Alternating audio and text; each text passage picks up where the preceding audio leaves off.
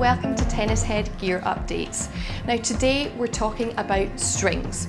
We all know how tough it is picking a racket, let alone what string you should choose and what tension. The list really does go on. Well, I've managed to catch up with a professional stringer who's going to help me answer some of those questions. So Rohan, I've got my string, but how do you go about picking one of these? So there's hundreds of different types of string, and then you've got to ask yourself the question of what you're looking for out of the string. You're looking for more comfort, more power, more control, feel or durability, and that narrows it down. So if you're looking for comfort, you go for something like this.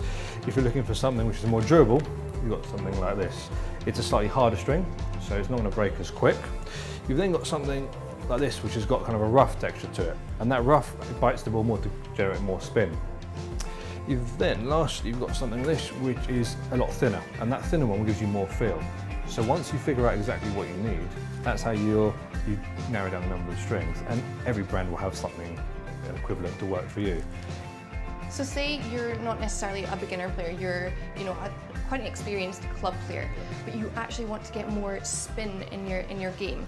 Which string would you go for there then? I'd go for this one. So it's got a rough texture to it. It's going to bite the ball and will give you more spin. But there is always a downside of every string though. So this one is slightly stiffer on your arm. So if you've got problems with your elbow, you've got to avoid a string which is quite stiff. So what other people do in that case is what they do is they put something like that in the vertical string, and then they put something more comfortable in the cross string to make it still quite soft but still generate the spin. Yeah, the hybrid form essentially is really quite popular, so you're getting more of a balance of a string, so you're getting the power and the spin essentially. Exactly. So then, okay, say we go for a hybrid string of comfort and power. Yeah. Then how do we figure out the tension? So most people, to start off, we recommend to go mid-tension. So each racket has a range of what they recommend, and if you go in the middle, you get a good balance of power and control.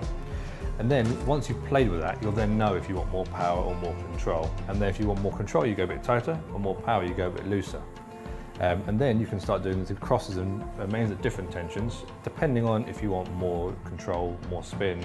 The idea to get spin is you want the main strings to move quickly between each other. So you want them to be quite tight, and as they pull, they spring back faster.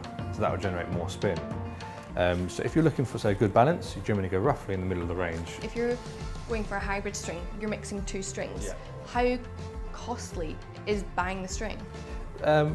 Generally, we have all our strings on big reels, so we can just take half a set of each string. So the cost doesn't change. If you want to go for all of that string, or mix the two, absolutely it's exactly the same.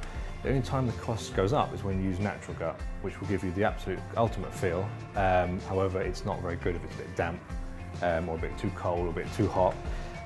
So these strings here, all roughly price range for a restring, you're looking between £27 and £35. Then you go up if you go for a natural gut.